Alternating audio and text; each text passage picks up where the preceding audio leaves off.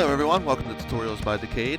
My name is Decade, and in this episode we are going to get our slime enemy, he's right here. We're going to get our slime enemy to chase after our player and do some damage to the player. We're not going to have any pushback or anything just yet, but nonetheless we are going to get all that working. So the first thing we need to do is, I forgot to do this in the last video, but our box colliders. You want to make one of these a trigger. So there we go.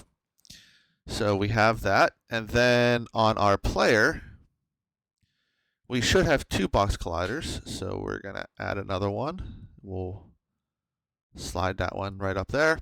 This one needs to be a trigger, and this is going to be the hurt box. So we want to make it roughly the size of the player.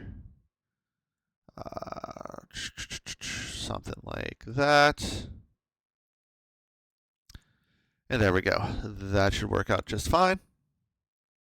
So now what we need to do is we need to get our player some stats so that way we can get damaged. So in order to do that, we are going to make a... Hold on, give me 1 second. My notes are getting all messed up here. We need to make a player stats script. So what we're going to do is, in our player scripts folder, we are going to go to create, and mono behavior script, we'll just name it player stats, and let Unity do its thing real fast.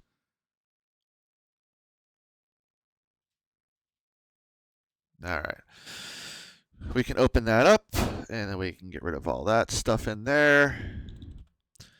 And let's put ourselves a header in here, call that one health. And then a tooltip, the player's max health. We will serialize that field and then do a private int max health. And we'll default that to 6 for right now. Then we'll do another tooltip, the player's current health. And again, serialize that field, private int current health. And then all we really need to do for now is public int max health, and then max health. And then same thing for current health. So what we're doing here is we're allowing other scripts to access this information without being able to change that information. So what we want to do here in private void awake, we are going to do current health equals mathf dot clamp, and current health 0 max health. So what this is doing is this is going to clamp current health. So whenever you do a clamp, the very first thing, if I hover over this here real fast, it'll tell you. So clamps give a value between a range defined by the given minimum integer and maximum integer values. So if you notice where it says like up here, like the very first one is the value, the second one is the minimum value, and the third one is the maximum value. So our current health is going to be clamped to current health, and it'll be clamped to 0 as the minimum or max health as the max. And the reason why we're doing that is if for whatever reason, something goes crazy with your code, and even though our max health is only 6, let's just say for whatever strange reason it somehow doubles. Well, if we do this on awake, it'll clamp it to max health, so it'll bring it back down to 6. That way you're not getting any weird errors or anything like that. Obviously, we need to be able to take damage, so let's do that. And we've already done this kind of with the enemies, so it's pretty much the exact same thing. So if amount is less than or equal to 0, then we're just going to return. My God, there we go. There should never be a situation where the amount is equal or less than 0. But again, just as a safety precaution. Then what we do is we do current health minus equals amount. And then we do current health equals mathf dot clamp. So we're doing the exact same thing we did in awake there. Current health 0, max health. So again, you might be asking yourself, well, why are we doing this here? Well, let's just say you have 1 health left, and the enemy attacks you for 2 damage. So that would give you -1 health, which shouldn't cause any major issues, but it could still cause some issues. So we just clamp it so that way it's between 0 and your max health. That way no funny business happens or anything like that. So then we do if current health is less than or equal to 0, then we're just going to simply die. And that's going to give you an error because we haven't done that yet.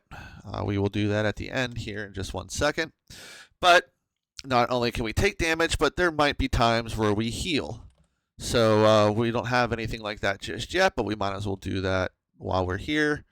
So public void heal int amount. And then we do if the amount is less than or equal to 0, we return. So just like before, we're just putting a little safety step in there. But now we're going to do current health equals mathf.clamp current health plus the amount, and then 0, and then max health. That way, if, like, let's just say our max health is 6, and your health is at 5, and you pick up an object that heals you by 3, well, instead of having, 7 health, or 8 health, you would max out at 6 health. So that's why we're doing it this way. And now we'll do our private void die. And for now, we're just going to do a debug.log. Player has died. And I'm not sure if I've gone over this in other videos, but anytime that you're going to leave something to do later, you always want to put something like to do in all capitals. And then after that, whatever it is that you have to do. So like disable input, player death animation, load quit screen, and so on and so forth. That way you can go through all your code, and I don't know what it is on a Mac. I'm sure it's Command F, but on a Windows it's Control F, and you get this little search bar up here, and then you can just type in to do, and it'll take you right to it, and then you can do whatever it is you need to do. So a good little pro tip there for that. But anyway, we are done with player stats, so Control S or Command S to save that. Now what we do need to do is we need to go to our base enemy.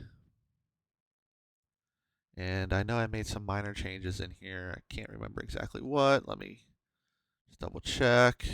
One of them is detection range and lose range. That can get confusing.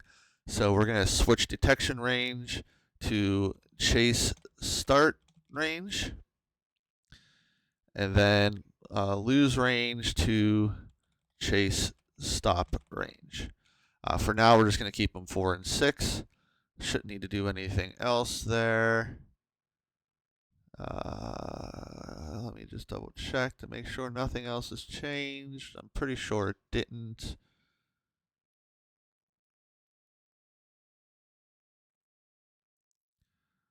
Update stays the same. Yep, handle state, blah, blah, blah, blah, blah. That stayed the same. Handle idle stays the same.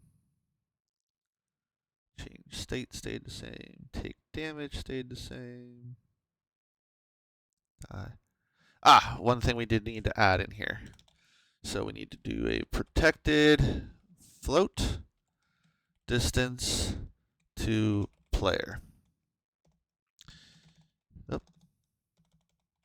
And in here, we're going to do if player is null, meaning we can't find the player for whatever reason. Then we're going to return float dot max value. Since we have, since this is a protected float, we need to be able to return a float. Now, I'm not sure why the error hasn't gone away yet, but we'll fix that here in just a minute. But now we're going to do return vector2, there it goes, the error went away, dot distance transform dot position player dot position. So all we're doing there is just trying, oh, there we go. We're just trying to find the distance between the enemy, which is our normal transform, and then the player's transform. So that's all we did differently in base enemy. So let's head over to our slime enemy. And there is a few things that we need to change here in order to get the slime to actually chase the player, and then stop chasing the player if the player leaves the chase range. Obviously, we also need to do some sort of damage here. So what we're going to do is a header, contact damage, and then tooltip. How much damage the slime does on contact. Serialize that field, and then private int contact damage equals 1. And then we need some sort of cooldown just to make sure that the slime can't damage the player infinitely. So we're going to do damage cooldown, how long it takes before the slime can damage the player again. And then serialize the field, and then private int contact, no, not contact damage, damage cooldown, and then for now we're just going to set that to 3/4 of a second. If I can stop doing whatever it is that I'm doing here, my God. 0.75f. There we go. Why are you? Oh, because I made it an int instead of a float. That's why. That needs to be a float. And then there's one more thing we need to add up here in the variables. We need a private bool can damage, and then we'll equal that to true for default. All right. Start we don't need to do anything with. Start idle we don't need to do anything with, but we do need to do something with updates. So between start and start idle, we are going to do a protect. My God, what is wrong with me today? Protected override void update. We're going to leave base update in there, but we're going to do all this stuff before base update. So first we're going to check if not is alive. If we are not alive, then we're just going to return and do nothing. I do believe that is in the base update. It is, but because we're putting the base update at the end, we want to do this again. Otherwise, it might do some stuff and then go, oh, wait a minute, the slime was dead, so never mind. So yeah, we want to do this again up here because it does everything in order. So yeah. Now what we're going to do is we're going to always check our chase logic. So what we're going to do is we're going to create a temporary float. We'll just name it D for distance, and it's going to equal distance to player. So we're taking that from the base enemy there. And we're always going to check the distance to the player. So that's why this is doing this in update. Now what we're going to do is if current state not equals enemy state dot chasing, and our distance is less than or equal to our chase start range, meaning we are within range. So what we're going to do is we're going to change state, enemy state dot chasing. And then else if current state equals enemy state dot chasing, meaning we're already chasing, and our distance is greater than or equal to our chase stop range, meaning that our player got out of range. Then we're just going to start idle, and we'll put our slime in idle, and then after idle's little thing is done here, it'll go into roam again, unless of course the player enters the range again. So our start idle doesn't change. Our start roaming doesn't change. Let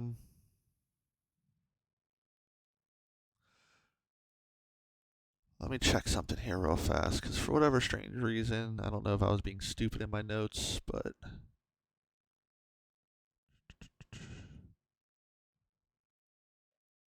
yeah, so nothing changes with handle idle. I don't know why, but instead of just putting base dot handle idle, I for whatever reason just put everything that's in base idle here in my notes. Ignore my phone, but yeah. So just ignore that and keep that handle idle the same. Now handle roaming should stay the same as well. State timer, all that stays the same. If we roam within the bounds, yep, we're good. All right, so here's where we need to add our chasing logic. So we're going to do protected override void handle chasing. And there is no base, so we're just going to delete that. And then we're going to do if player is null, meaning we, for whatever reason, can't find a player. Then we're going to default back into start idle, and then we're just going to return. So that's a good little safety measure right there. We obviously should have a player, but just in case we don't, we'll do that. So now let's get our logic. So first we need a few things. We need a vector2 direction to player, and that's going to equal vector2 in parentheses player dot position minus vector2 transform dot position. So all we're really doing, normalized at the end of that. So all we're doing here is we're just finding the direction that the player's in. So the first one is the player's position, and then we subtract it from our current position. That way we actually are facing it. It's kind of confusing. Just understand that this works. If we put a plus here, then we're going the opposite direction of the player. Now we need to do vector 2 velocity equals direction to player times chase speed. And then our rigid body's linear velocity, or just velocity depending on what version of Unity you're using. And that's just going to equal velocity. So now we need to set our animation. So anim.setBowl is moving is true. And then anim.setBowl is fast is also going to be true since we're chasing now. And then we need to do set anim direction velocity. Now we need to bound our slime, because now that we're chasing, we're no longer using the bounds in roam. So we need to set some new bounds, and we're going to do this a little bit different. We're going to do if roam bounds not equals null, meaning we do have roam bounds, then vector to next position equals vector to transform dot position plus velocity times time dot delta time. And then what we're going to do is if not roam bounds dot overlap point. So we're just checking to make sure that we're still within the bounds here. Or we're exiting the bounds, I mean. Then what we're going to do is we're going to clamp the slime from leaving. And all we're really going to do is rb.linear velocity or regular velocity, depending on which version, vector2.0. So we're going to stop where the slime's going, and then we're just going to do start idle. So if you don't have any bounds and you're just using the room bounds, then this really won't matter, because eventually whenever we leave a room, we're going to deactivate all the enemies anyway.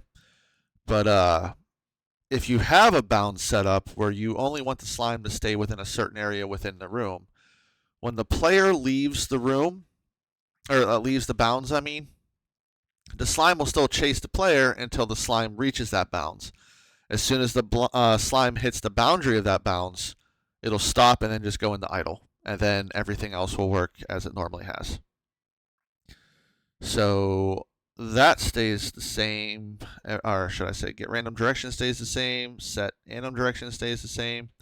So after set anim direction, we need to do a couple more things so that way we can damage the player.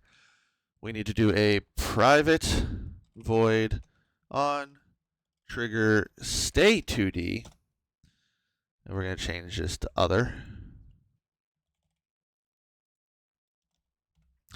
And then if not can damage, meaning that we've already damaged the player and we're on our cooldown, we're just going to return and do nothing.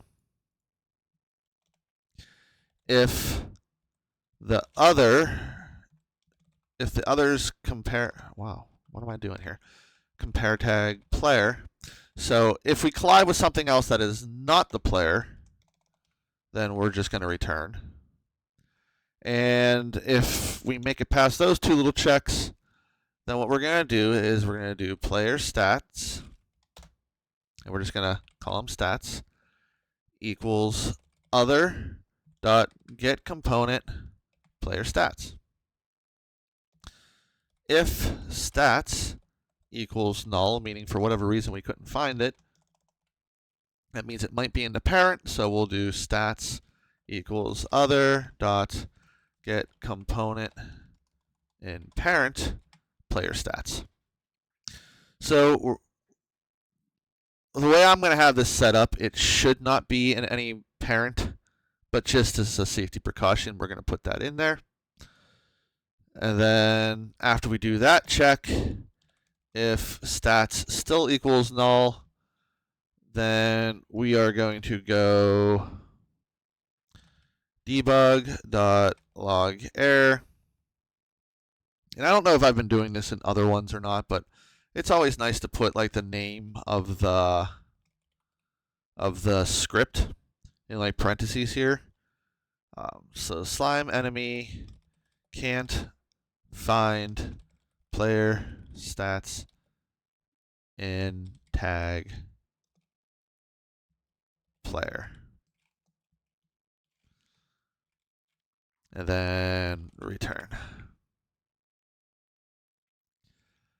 So now that all those safeties are in check, we can actually do what we need to do once we pass those safeties, and we're going to do stats dot take damage, contact damage.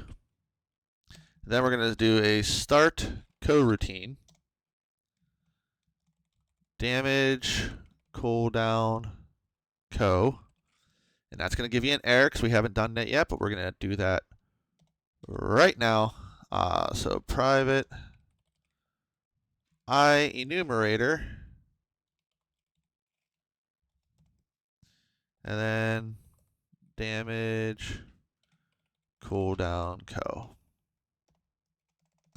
And then all we're going to do here is can damage equals false. We're going to yield return new, wait 4 seconds.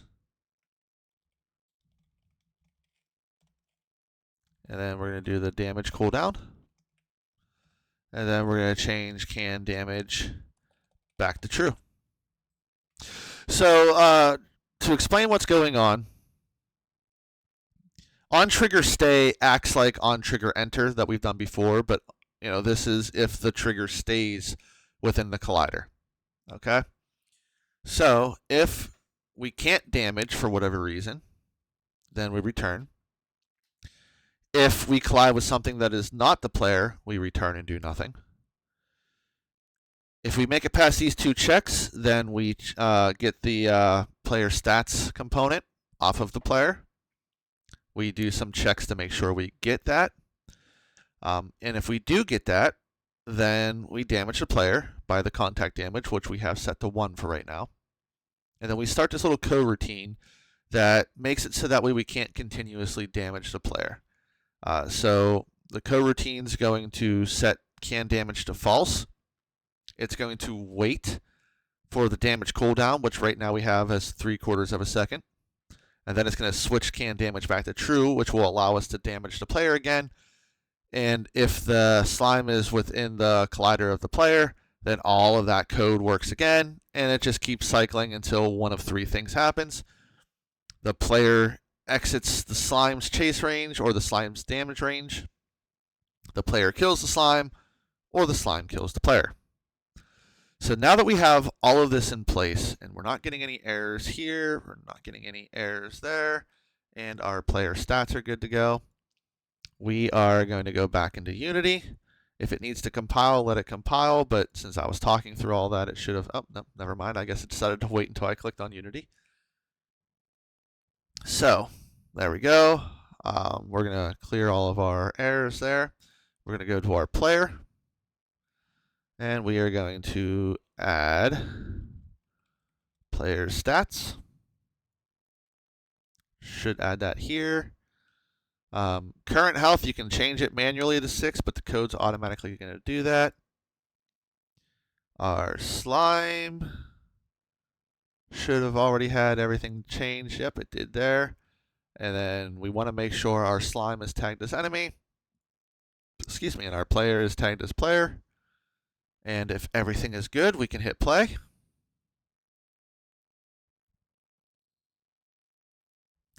Let's go find our slime. There's our slime.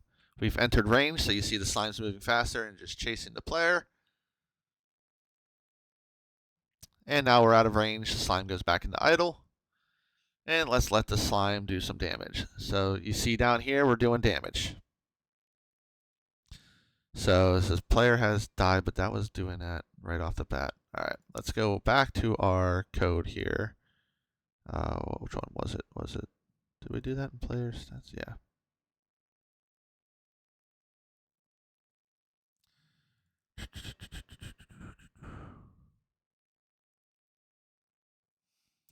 So in take damage, underneath this little line here, we're going to do a debug.log.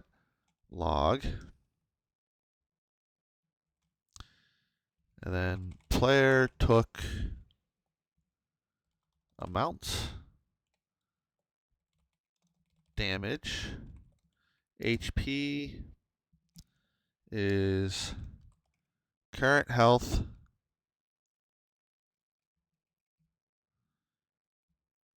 over max health.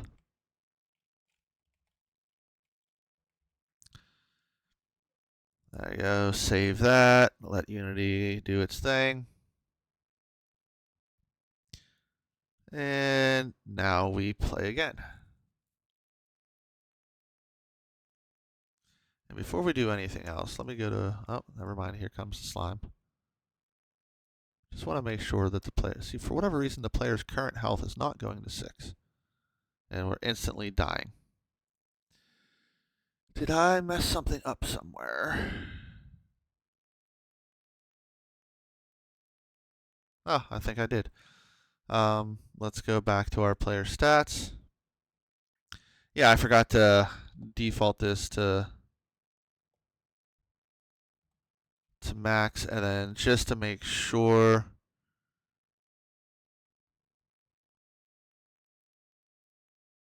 We don't want to do it in wake just because if we change scenes or something, it'll automatically max out. So for now, we'll default it here. So now that that's done, let's go back into Unity.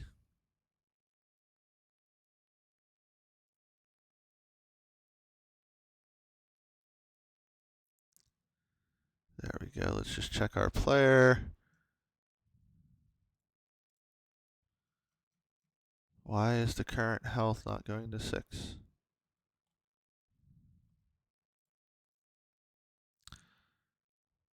Current health equals 6. I have that right here.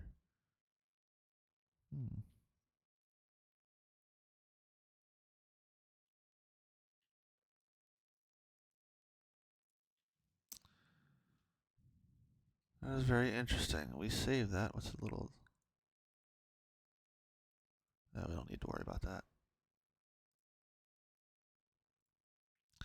Let's clear all this. Let's try that one more time.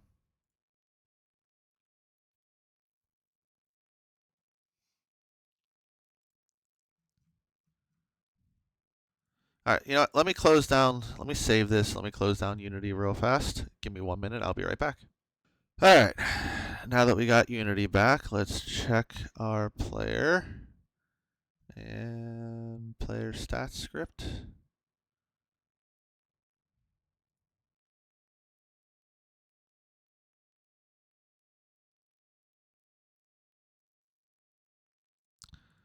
Let's check our player. It's still not doing it. All right. Well, let's remove component and then let's add the component back. Maybe that's what's, yeah, that's what's doing it. All right. Unity was just being weird there. So if that does that for you, just do the same thing I just did. Remove component and then re-add it, and it should fix it. So now let's see what happens. Just double check. Yep, player's got 6 health. Let's go find that little slime guy. There it is. So now you can see we're taking damage, but it's not flying to 0. There's a gap in between, and now we finally died. So yeah, everything is now working. In a future video, we're going to do pushback, so that way when the player hits the slime pushes back, or when the slime hits the player pushes back. So that'll be a future video, and then eventually we'll get into a UI system, and we'll get into loot and everything else. So I am going to end this video here because I'm pretty sure I went over the time, about where I normally am for time. But yeah, I'm going to end this video here. So if you liked it and it helped you out and you learned something, make sure you give it the big old thumbs up. I do appreciate it. It does help me out a lot. If you haven't done so already, please subscribe, as I have videos like this coming out all the time and I don't want you to miss anything. Plus, again, that also helps me out and I do appreciate it. And with all of that out of the way, as always, thank you. Have a good one. And I'll see you in the next video.